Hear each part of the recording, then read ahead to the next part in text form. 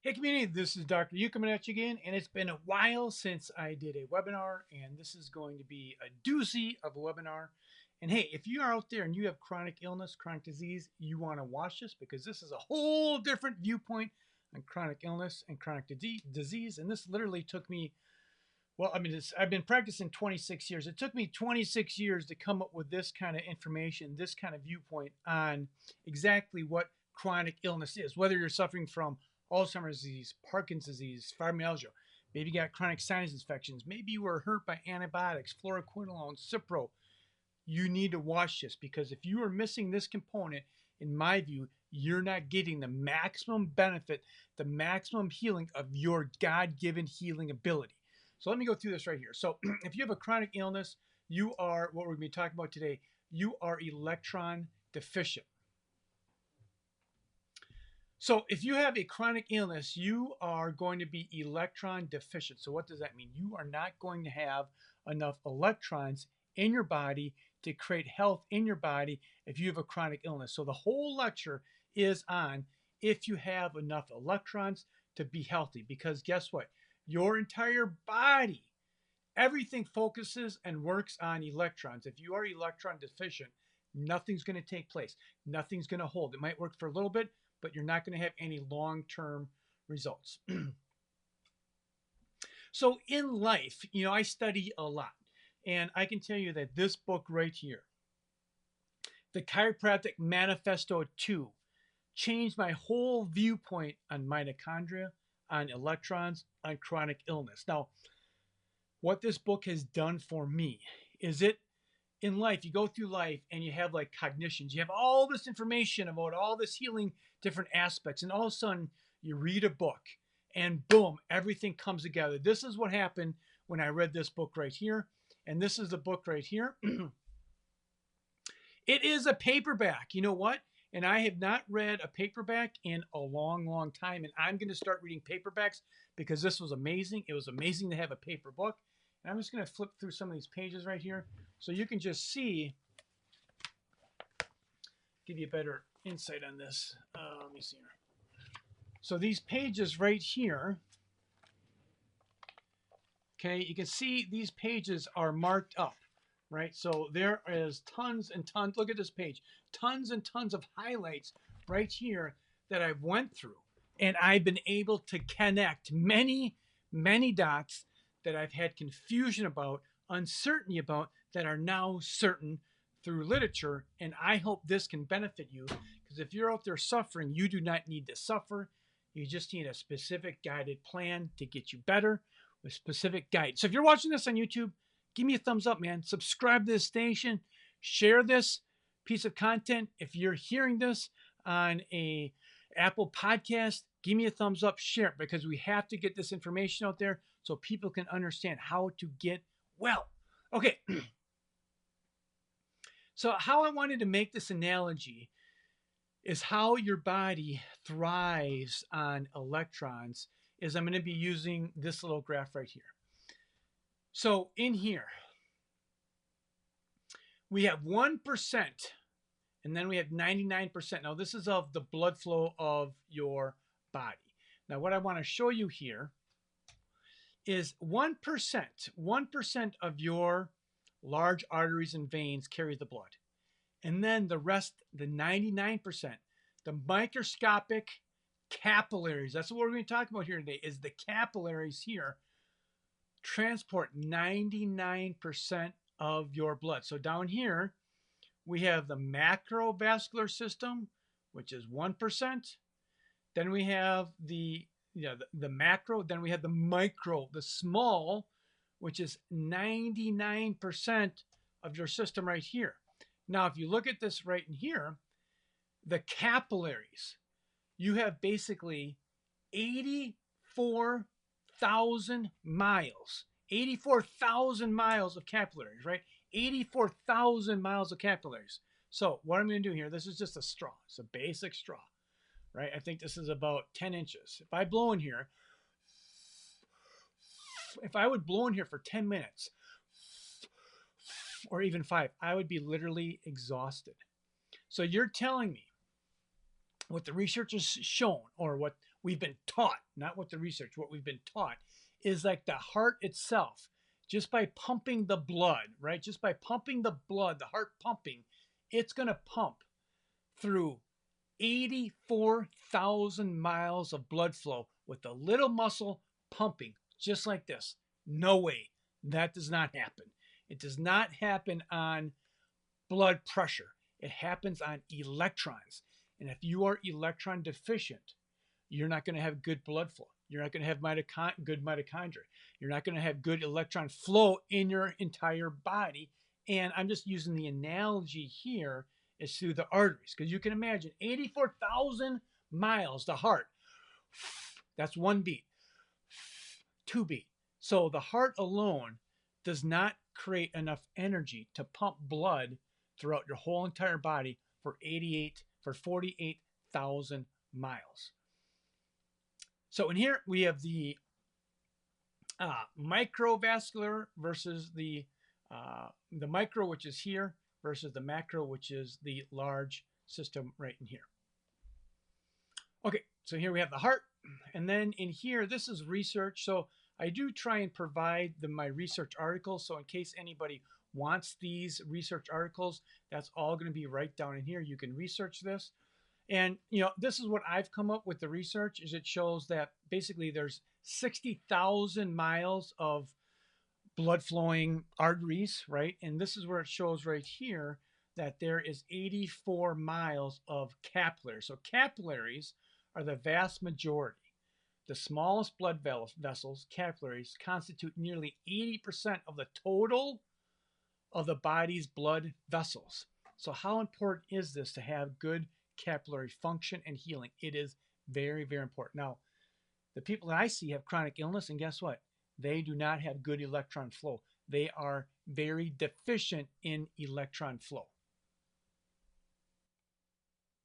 Okay, so this slide is very, very important to understand. So you understand that it's just not about the heart pumping blood and it goes through 84,000 miles.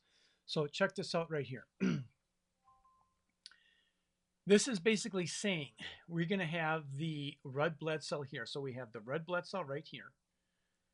And then we have the capillaries. So if you remember, the capillaries are the smallest delivery of blood flow to your entire body. Those are the smallest.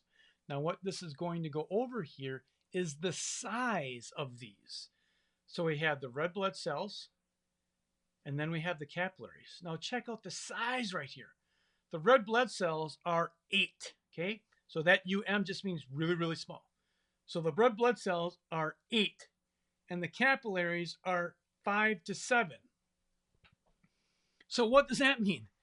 That means that the blood, the red blood cell, is actually larger, right? It's actually larger than the blood vessel. So up in here, we just have a little diagram right in there. So you can see in here, the red blood cell, you see how it's kind of going through this area right in here, okay? And you see how this red blood cell is squished right there? So the red blood cell is actually larger than the capillary where this is going out of right in here. Okay, so let's just take a look at that. How the heck, if it's just a matter of the heart pumping blood, and if I have this little straw that I was using and I try and blow that, and let's say there's a little pee in there, I would not have enough strength in my lungs to push it out, right? So this is actually pretty astonishing when I actually read this. And this is 26 years after practicing, and I'm finally, this book actually finally connected the dots. We are trying to push a red blood cell through a capillary, and the red blood cell is actually larger than the capillary that we're trying to get that blood flow through. And if you have any chronic illness at all, you have some degree of inflammation or another. And anytime you have any kind of chronic illness or chronic inflammation, guess what happens to your electrons? They go down. What I mean by down is you don't have as many electrons in your body as what God designed you to have, and that's going to cause a degree of chronic illness and disease. Now, let's just take a look at like the blood. Okay, so we have the pH of the blood. Now, the pH of the blood should be around 7.35. Now, why is that so important? Is the blood is 7.35. So right here, what we have here is 7 is neutral. It means that there's an equal positive and there's equal negative. This is what alkalinity is. You either have positive elements in your body or you either have negative elements in your body. Now, when it comes to the blood, what we want the blood to be is a state of 7.35, which is slightly what? Negative, right? So the blood is slightly negative. It has a pH of negative. And why is that? Because you're going to see as we walk you through here how important it is to be negative. And here it actually even says here that if you're at 6, what's going to happen to you? You're going to be dead, right? You're going to be dead. So we want these electrons. A blood flow or pH of blood of 7.35 is more negative electrons than positive. Okay, this is the key principle right here, more negative. Okay, so what happens with the red blood cell? This is a really great diagram right here. So there's something called the Zeta potential, right? Which that's just a fancy word for basically saying that your red blood cells have negative charges around the outside. So these things right in here, all these things here are negative. Negative. Negative. You see how they have all these negative charges? And why do we want to have our red blood cells negatively charged? Because they don't attract, right? There's repulsion, right? They actually, you can't get these close up. It's like two magnets. Remember when you're a kid, if you stick two magnets together and there's a negative side, they don't come together. There's repulsion, okay? And there's a thing here, a fancy word that just says that Zeta, Z-E-T-A. It's a fancy word for saying, does your body have electrons or does it not? And then if we look in here, this is an abnormal Zeta. What happens to the red blood cells? They're clumping together because you are what? Electron deficient, right? So if you don't have enough electrons in your body, you're going to have an array of problems, starting one with not proper blood flow in your extremities, organs, heart, liver, pancreas, wherever it's going to go, because there's not enough electronic charge to go through that system here.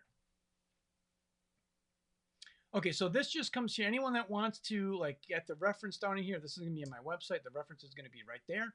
But this is just what it says about Zeta potential. Zeta potential in blood refers to the electric charge on the surface of blood cells, like red blood cells, which create a repulsive force. Repulsive force, they want to go away from each other, keeping them from clumping, ensuring smooth blood flow and stability. And not only that, what about all the nutrients that are in your entire body? They're delivered through blood flow that is proper. Now, there's a test. And this is the test that actually checks for the Zeta potential right here. This checks for that right here. It's called the sedimentation rate in here. And this one here, you can see here, this is a 40. This is high. You can see the range there. You can see the range right in here is between 0 and 30. I like to see this less than 10. They're at 40. So what does this measure? I'm just going to read these things just so you can understand. A high sed rate, okay, that's the sed rate, indicates that the blood cells, the RBCs, are settling more quickly. This occurs because there is a reduction in the negative surface charge, fewer electrons. This reduces charge. This reduces charge, lessens the electrostatic repulsion away from each other between the cells, allowing them to clump together more easily and forming larger aggregates and causing problems all day long. That's what this is right in here. This right here is those clumping of those cells all day long. We do not want that. Here's another example of this test right here. You can see here, these are negative electrons in here. These are negative electrons, negative. You see how they repulse, right? And then here, we don't have them. They clump together.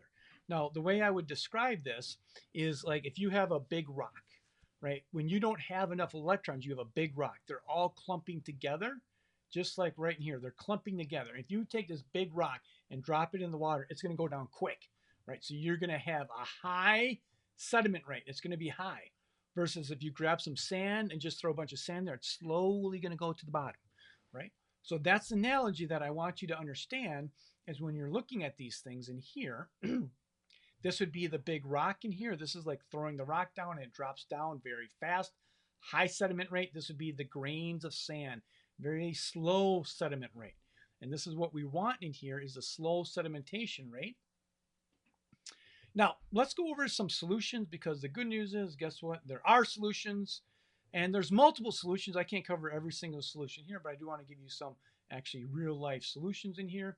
And there's a thing called vitamin G. What the heck is vitamin G? It is actually a vitamin, and it is called vitamin G. And it is, what is it? And the name of this is grounding.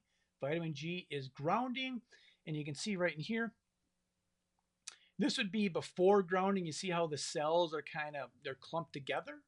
And then we have, there's only two negatives. And then we hear after grounding, the red blood cells are separated. So this right in here, this is going to be definitely more healing potential.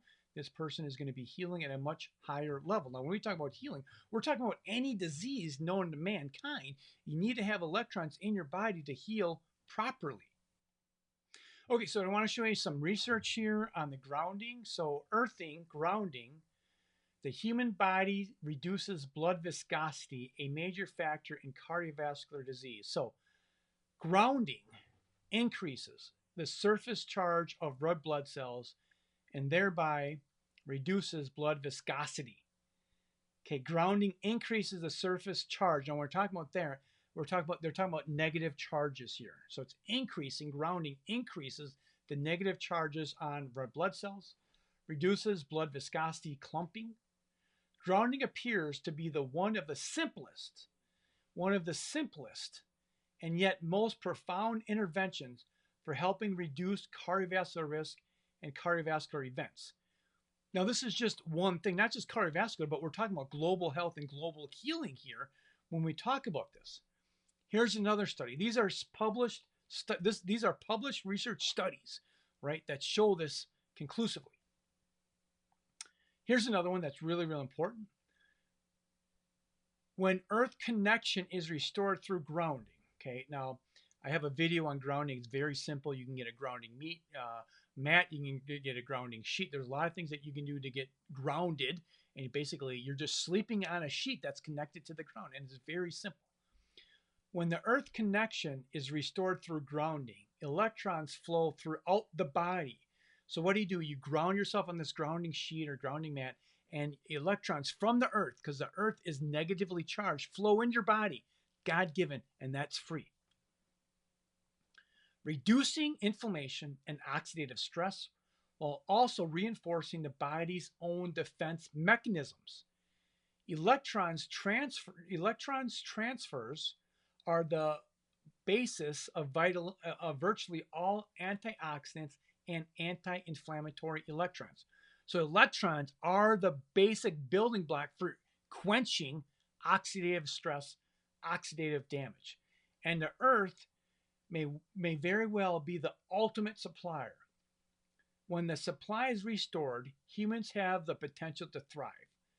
Touching your skin to the earth is perhaps the perfect natural anti-inflammatory supporting biochemical and physiological effects that enhance healing. And this can be done through grounding, which is you sleep on a sheet. You don't actually have to put your hand on the ground, but you can, or your feet, if you can go outside, but you can do this every single day. If you go to my website, drhughegert.com, just type in this link right here, the shocking science behind grounding sheets, and I go through the whole thing. I tell you where to buy your grounding sheet, where to get it.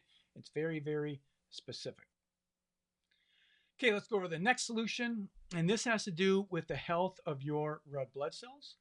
So you can see right here, this is the red blood cell, right? And then you can see this outer layer right here. This is very, very critical what this outer layer is right here. That layer right here, that's a bilipid layer. And this whole membrane right here is phosphatidylcholine. So within the cell, within the red blood cell, you have phosphatidylcholine that's wrapped around the side. And phosphatidylcholine is a very, very critical nutritional component. All my chronic people, right? All people that have chronic illness are phosphatidylcholine, PC, and in other words, phosphatidylcholine is abbreviated PC, phosphatidylcholine, are deficient, right? So when you look at the cell membrane, the outside of the cell membrane right here that makes the little lip right there, that says biphospholipid layer here, that's made out of phosphatidylcholine. Now, when you look at the red blood cell, how it has to get through these different areas in the capillary. So this is just a demonstration that shows you how it needs a fold, right? So you see how it needs a fold in these different little areas and components right here. And getting back to this little straw right here, if it doesn't fold, even if it folds properly, it's going to be very tight down into the straw, into the capillary. So it's not just about blood flow, it's about the electrons. So if all the blood flow, if all the red blood cells have enough electrons, when they start to move, they repel each other, pushing the red blood cell forward in your body. You can see here that it has to take very unusual shapes. In here, the red blood cell membranes are made of partially of phosphatidylcholine, specifically from choline containing phospholipids called phosphatidylcholine. Okay, so this is really, really critical. And this is not just in your red blood cell. This is in every cell in your entire body. You can see right in here is this has the phospholipid bilayer. You see this phospholipid right here? This is phosphatidylcholine. Phosphatidylcholine, all this stuff right here is phosphatidylcholine. This is real critical that you have enough phosphatidylcholine because guess what? If you don't have enough phosphatidylcholine, your red blood cells are not going to be able to bend and curve and get into these little arteries like they need to. Then on top of that, check this out. This is what this little phosphatidylcholine little molecule looks right here, right? So you can see these little squigglies right in here. You see those squigglies right in here? That's a squiggly right in here. That's those squiggly lines right in here. Now also right here, you can blow this up. I'm going to put an arrow right here. You see that negative there? That negative charge? Let me blow that up. You see that negative? Phosphatidylcholine, the head of it is negatively charged. That's crazy. It's negatively charged, right? That's negatively charged. So the negative phosphate, which is right up in here, contributes to local electrical effects. The membrane surface being negative, the Zeta potential, and guess what this is? Mitochondria and neuronal function. Big time. Now, if you go to my website, just Google this right here. Go in there and type in the cell membrane detoxification, and you will get this webinar that I did. It goes over everything. It goes over the exact products that I use. There's a very specific phosphatidylcholine that I like to use for my clients that are sick.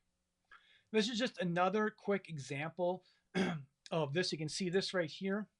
This is the mitochondria in here, right? And this mitochondria is where we have this inner mitochondria membrane in here. So we're really looking at these really squiggly lines right here. This is where energy is made. And the phosphatidylcholine, that's these little yellow particles here, phosphatidylcholine.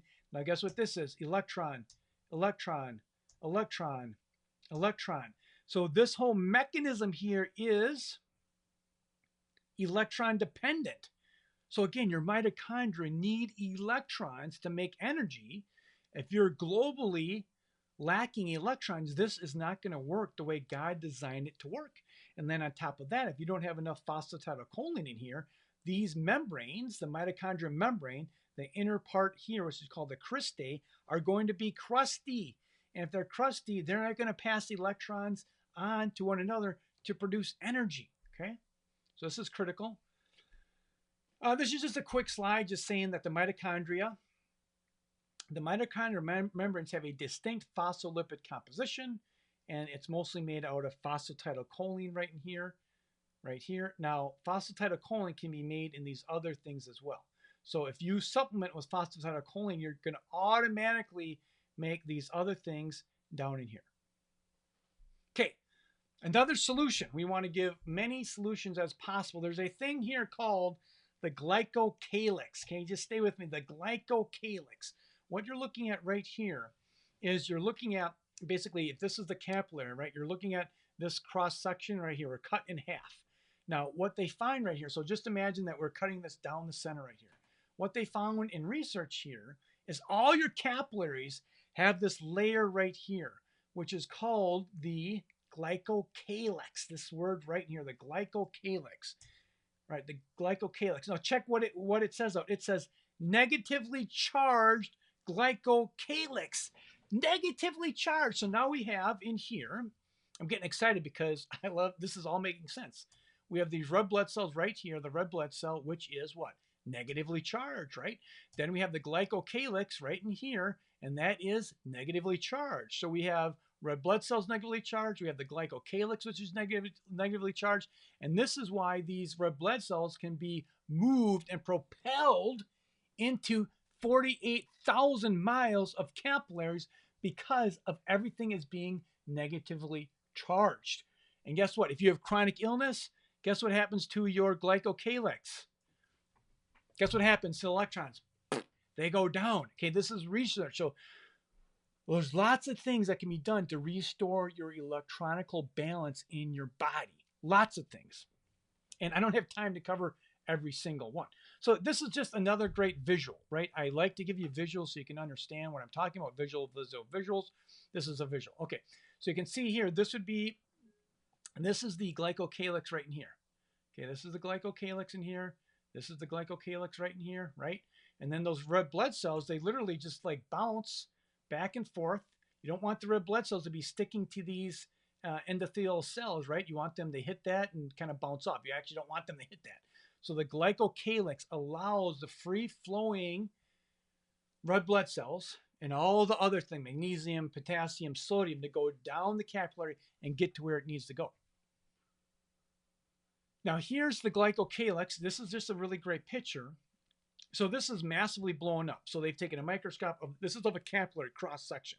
Like this is a massive blown up capillary here, right?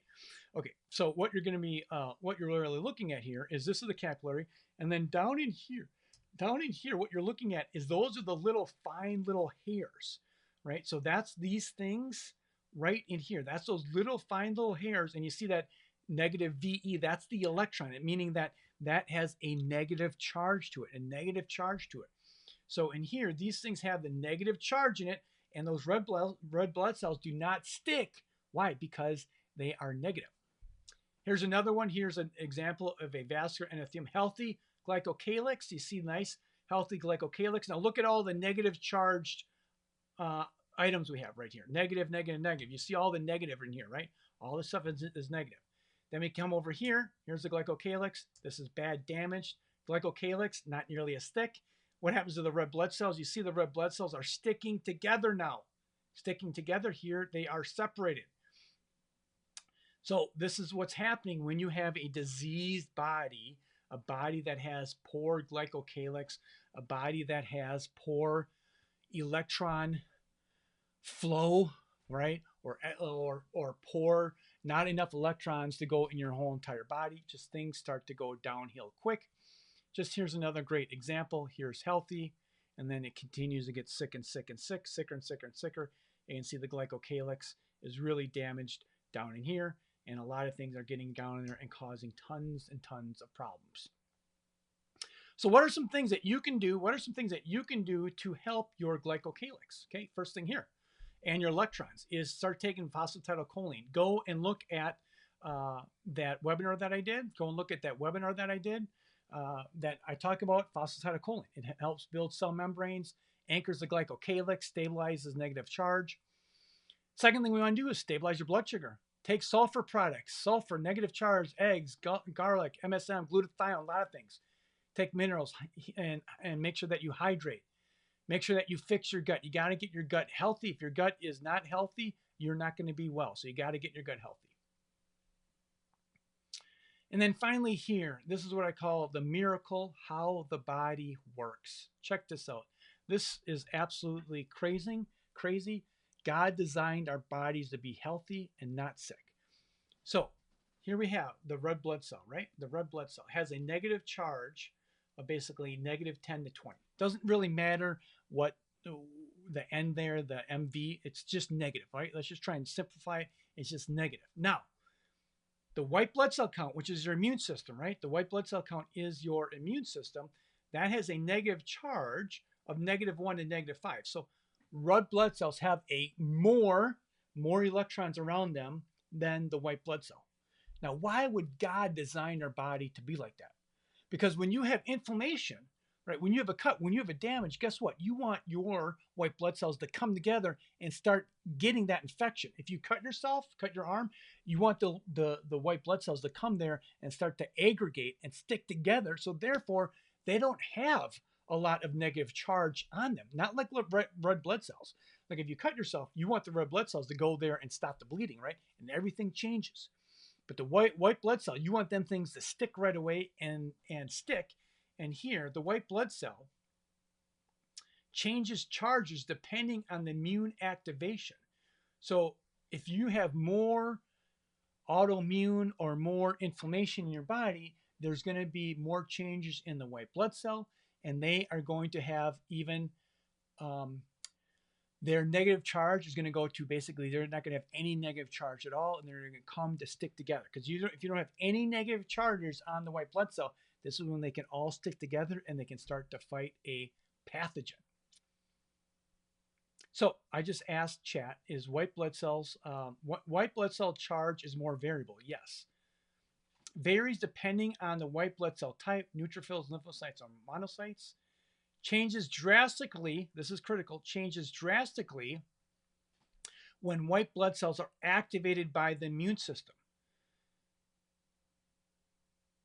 They can become even less negative. So this can be a little confusing. Less negative means that instead of having, let's say, an analogy, 10 negatives, maybe they only have 1 negative charge, right? So there's less negatives, they can stick together and they can start attacking whatever it needs to attack. Now, if you have chronic illness, you don't have negative charges, right? Your blood cells don't have negative charges, and your white blood cells don't have any negative charges, so they're always aggregating. They're always come together, causing problems, causing autoimmune disease in your body. So this is just the tip of the iceberg, and I wanted to put this content out there because this has connected a lot of dots for me when I see clients now, when I see people that have chronic illness. This is a huge component now that I'm thinking of what can we do to put more electronic charge in this person's body deliberately, right? Now, grounding is a very, very critical element in that. You buy it once and you have it forever, right? You got to fix the gut. You got to do vitamin D. You got to eliminate food sensitivities. If you have mold in your body or heavy metals, those things will all deplete electrons because metals, let's say you have metals in your body, metals have a positive charge, right? So if you have mercury, you have a positive charge. If you have lead, that's a positive charge. Metals are positive, just the way God designed them. They're positive. So you have positive and you have negative. What happens to your total global electrons? They go downhill. Same thing with mold. Mold causes devastation in the cell membranes. Then you cannot pass electrons back and forth between all these different cells and mitochondria. Anyway, this has been a longer one, 33 minutes, but I wanted to get this content out there because now people can watch this. And if you're out there suffering, get a hold of me. Don't continue to suffer needlessly because you don't need to suffer. And remember, where there's help, there's hope. Take care. Bye-bye.